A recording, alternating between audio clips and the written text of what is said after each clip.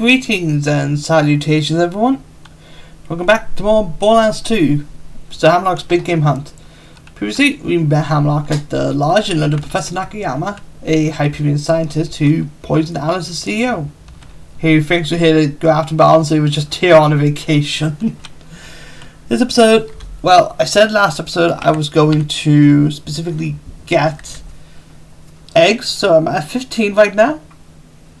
There were some areas we haven't really unlocked yet, but I went to those anyways because we'll be going there for later quests. So you only have to get 8 more. While doing that, I like my monsters where I got 3 pink Borks and a 2-legged drifter, which is kind of nice. This episode we're grabbing some quests.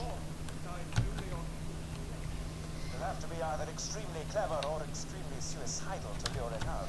I've marked its lair on your echo device. Head there now. I believe I actually go into the area I checked. Yeah, we are. Now I did level up once, and that's why I decided, you know what, I should just do the next episode. But I'll require suffering, but not yours. And I search for truth. I am filming a documentary about hunting, about you. You will capture the monstrosity while I record mine director's commentary. I have set up cages. Find them. Okay, the DLC is having a bit of a brain fart right now because they're trying to spawn a lot of stuff. Now, I did change my gear. Honestly, I was using a spiker and DF weapons for a bit. I was just sick of it. So I decided to go with a build with some gear that I was going to use in the Mercenary Day DLC. So we're going to go with a Deeper, a Blaster, and a Flacker, plus Slagger for now. I decided to equip the Flame of the Firehawk. We're not going Hellborn anymore, so we don't need to avoid it. And I think it's interesting. As for the weapons on the boat, we only have one ready to show, and this is the best one. I thought the flamethrower was the best one, no, this is the best one. This literally just fires a Tesla grenade. It does the most damage, it can spread to multiple enemies, and drifters are weak to it. There is no argument to be made. This is the best Vanguard weapon in this DLC. Is it as good as the barrel or light one weapons? Is it as good as anything else we've used so far? No. Honestly, I'd rather have the sand skiff. This DLC would have been great to have the sand skiff for. But no, the Vanguard is still going to sit here and be useless. As it does.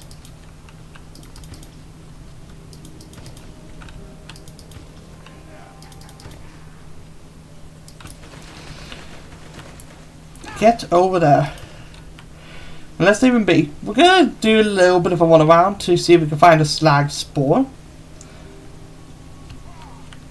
Just in case, we might find one. So far, no, unfortunately. Oh, there's an egg over here. I feel stupid for missing that. Heck, there might even be an egg in there. But we'll just fine, not worry about it. But, this episode we're going to go let's give it a quiet taste. Now they say that on the map it will say that it is sort of round where we checked out the bully balls. Unfortunately it's just a design flaw of this game, but it's not true. You actually need to go over here. I should also look for 2-legged drifters while I'm out here thinking about it. If you want to find 2-legged drifters or slag spores, just save quit in this area. This is pretty much the only, I guess it's pretty much the only map that can spawn drifters in it. In fact, it might be the only one. What? There's a drifter egg. Weird.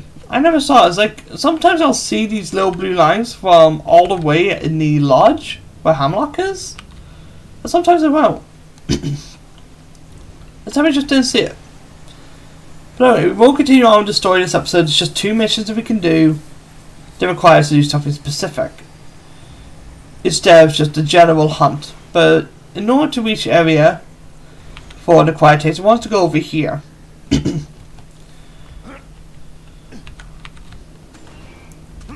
You just press that lever and there is an egg in here. There was an egg all the way over there where those rocks were. And there's some up above where we're going. There's like a total of 4 you can get. If I'm correct, I don't exactly remember the amount. But there are some eggs in this direction, so you have to come over here regardless with egg on your face. Do I recommend doing the egg on your face mission? No. You can see it there's no reward for it other than the XP and the satisfaction. If this mission gave you a unique weapon that was really good, it'd be worth it. But egg on your face isn't needed, and I like my monsters where is a unique skin. Is that worth it? No. Honestly, if you want that skin really badly, I recommend using the Gib to save it though, in order to get yourself that skin. Save yourself the effort. And that's how I recommend getting a lot of skins in the game, or just one that you really want to get, because there are some enemy specific ones. And this is I guess a loot shrine? I don't know. Basically they just spit out their loot. And over here, a borax. They can be badass, armoured, regular, or pink. Essentially, they kind of just charge towards you. They're basically skags, but they can jump. Or the skags can also jump. Borax jump like stalkers do. They jump very fast and quick. But this area is pretty good if you want to find any pink borax, as there'll be a lot. So let's go over here and have a little look-see. Are pink borax annoying to farm? No, borax are pretty much in every map in this DLC.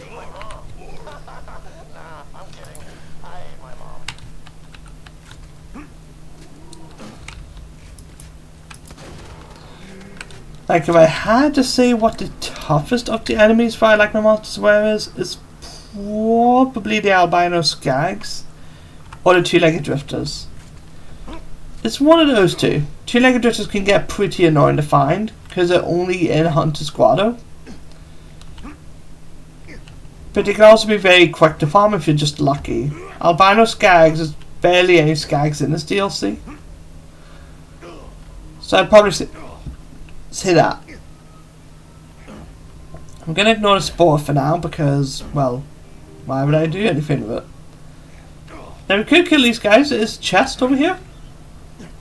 But I actually don't recommend killing them. I recommend opening the chest. A plasma caster? Ooh, that's nice.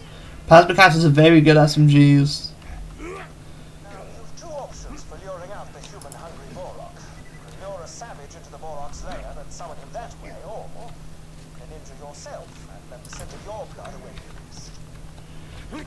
Yeah, we have two choices. I don't think it matters which one you do. I'm just gonna get a guy caught. Just make sure you don't kill him. Come on. Oh. They already lost interest. Come on. Come on, gents, when you get in here. There's no extra reward for doing this. Like, really, you could just use your own blood and enter a fight for your life that way. There you go. We got one guy in here.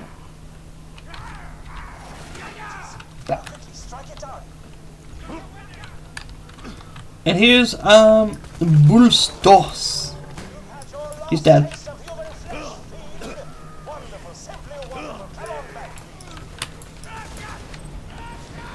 But yeah, it's not too bad to fight. I don't remember if it has a unique drop. If it does, we'll be going over it in a weapon guide. This DLC has a lot of... This DLC, like, what it does well is that it has you hunt for really cool weaponry from certain enemies. And I do enjoy that. I like that about this DLC, is that there's some really cool weapons you get from unique enemies. Like, it's the most Borderlands 2 DLC there is, actually, now that I think about it. Oh, that's really good for Axton.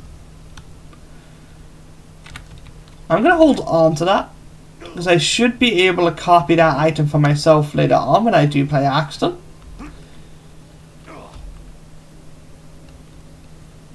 So we could use that.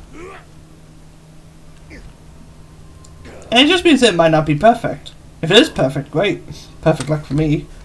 I could turn this in, but we're going to go for still just a block in a cage. Which means we got a 1. Now, if I had to make a character recommendation for this DLC, it would be Maya. I'll go over why later on. Gage could work too, if you already played the Captain Scarlet DLC. Basically, Gage and Maya can get incredible movement speed and not have to use a fan boat. And that's why I recommend them. Now, if you were playing Gage, you could also gain the added benefit of having infinite shield. So she could be good for that. Axton, maybe? There's a glitch that allows her to gain increased movement speed. Or there was, one of the two. It might have been patched. I'm going to try and see if it was when I do eventually play Axton. You're going to be asking, when you play Axton? When you play Maya? Well, I'm playing one of them next for what's considered one of the best DLCs, if not the best DLC in Borderlands. So good they had to make a game about it. 2, in fact. Is there an egg back up here at the spawn of Hunter's Grotto? That's the real question, actually. I'd lost my connection to Steam servers. I was playing offline anyways, so... Whoop-de-doo. Only 11 minutes.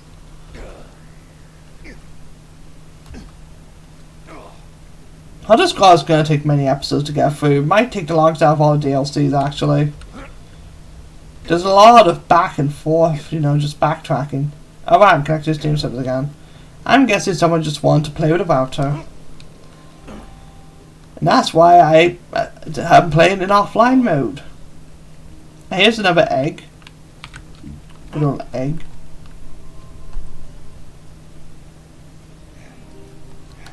And there should be some more eggs out here.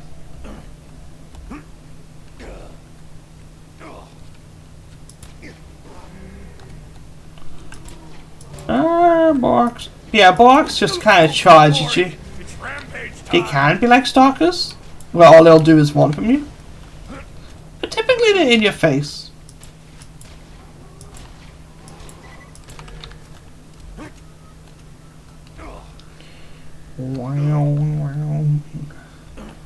There are cages we need to go to over here.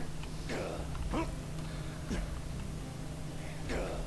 cages sit idly in Hunter's Grotto, a sedentary symbol of the warrior's cruel indifference. Vault Hunter, you must lure the monstrosity into the cage, then trap it inside. Yep, we have a mission where we have to guide the creature. Though this time the creature can be really tough. And there's also this.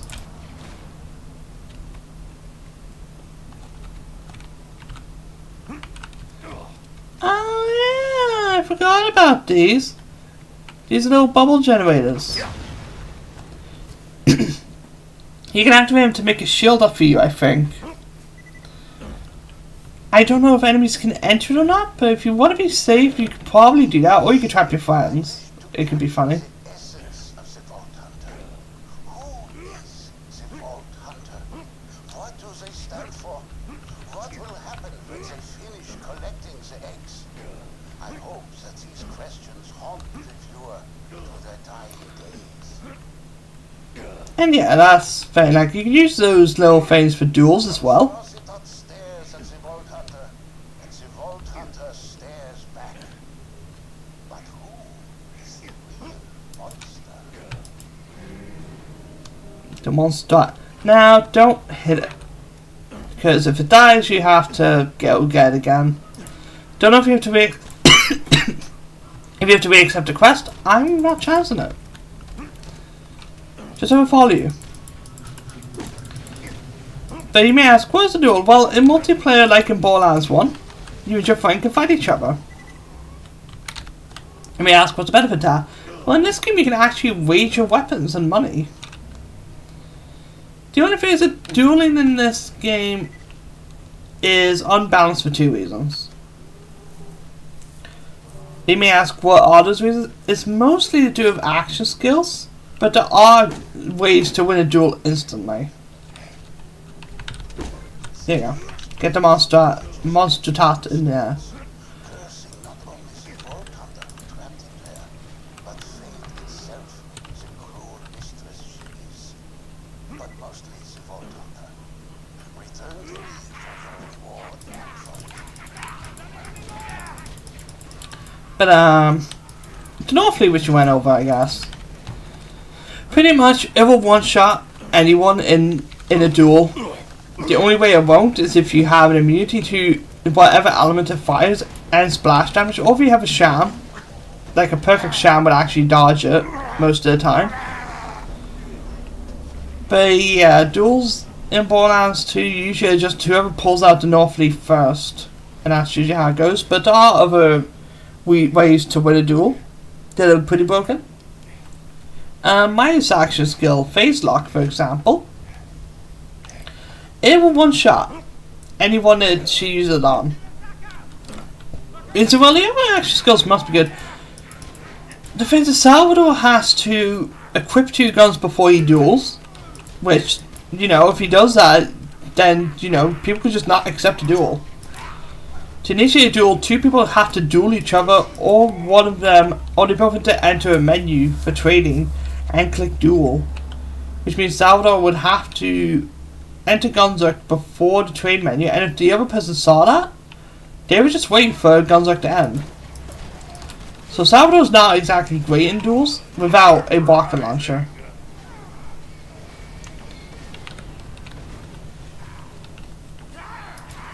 Axton, well, he could throw down his turret before the fight, but same problem. There's a version Axton can do where he can chuck the turret and maybe one-shot someone. But in that amount of time, Amaya could probably phase lock him. Because you have to wait for the animation, then it shoots out the thing. So it's all about frame perfect precision. For Axton to win a duel against Maya, not saying he can't. It's just fine. It's frame perfect. It's the same with Zero's Deception. Zero's not going to be able to set Deception before a duel.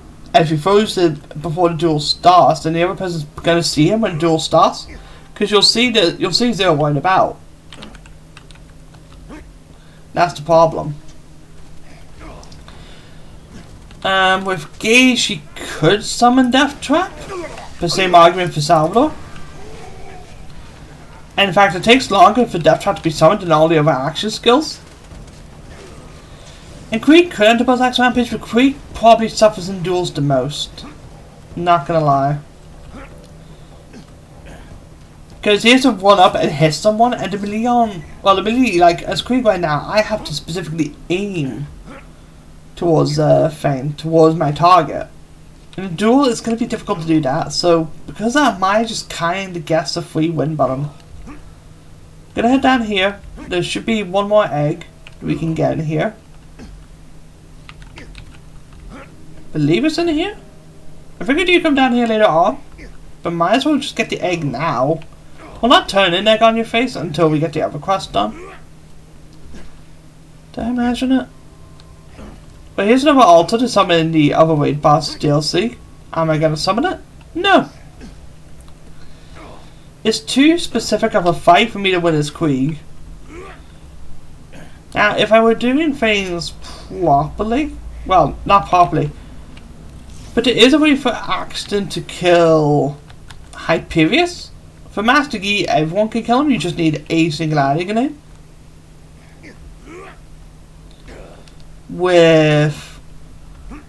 But yeah, like you could, if I played Axton during the Scar DLC, I probably could have killed Hyperius if I ran a very specific build. And for Pyro Pete, Creek is a very fun way to kill Pyro Pete, the Invincible. So if I did that, I probably could have played Gage for this DLC and kill the other raid boss. There's Farm Egg.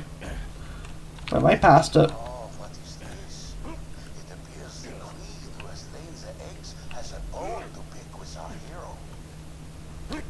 Anyway, we are going to get into a fight later on, but we'll focus on that later. Professor Nakayama, I assume. Oh, you kill Arizona? Oh my god, our zone is down now. Okay, we can kill her. But yeah, I probably could have changed the order of the characters I played. And I would have done some better stuff.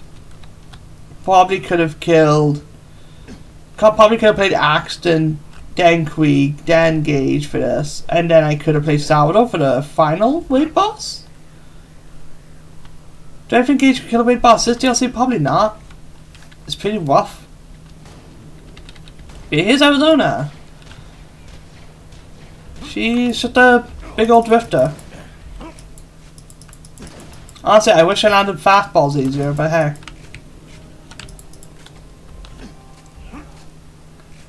Yes, yes, yes, yes, yes, yes.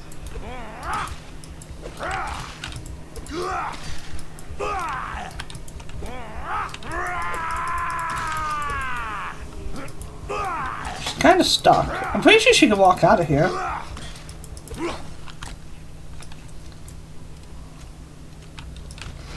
She's basically a fire drifter. And there we go. Basically, like all drifters, get a really good crit and you'll kill her.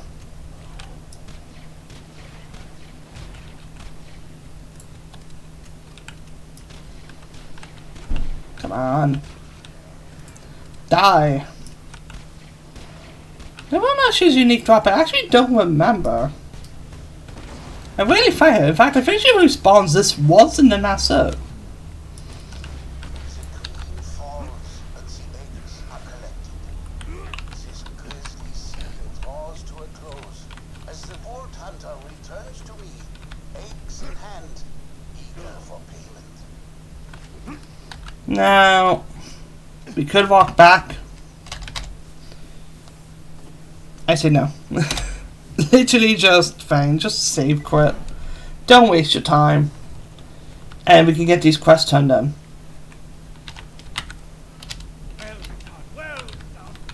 Well done, well done. Yes, that's pretty much all Hamlock will say during this. So there's a bark in a cage. And I got in your face.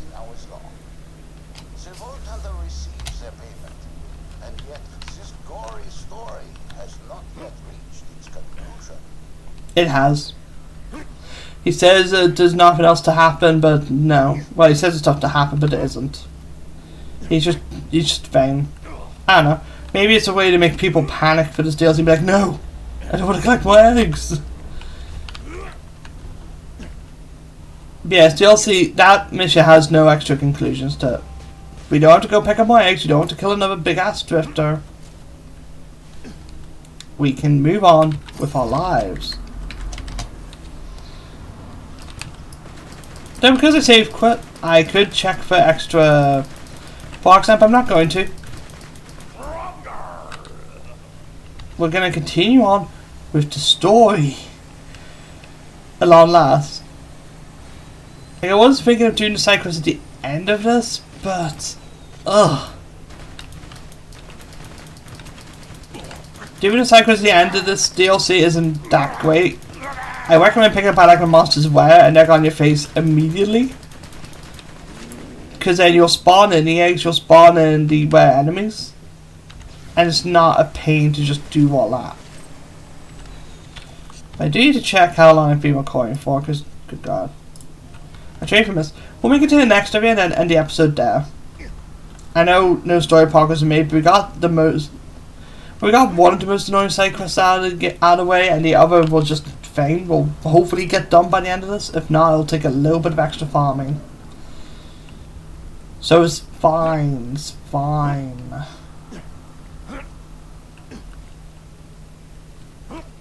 So we'll keep on going. And if I see any specific enemies that we need to kill, like a pink bork or a slag spore, I'll come along the way.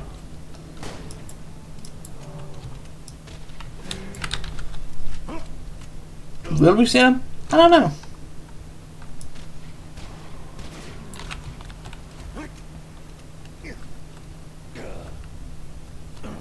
There's a fire bork. Now you may ask, do borks come in other elements? They do. But I think the element is actually tied to the area. think fire shows up here. Electric can shop later on. There's a pink block.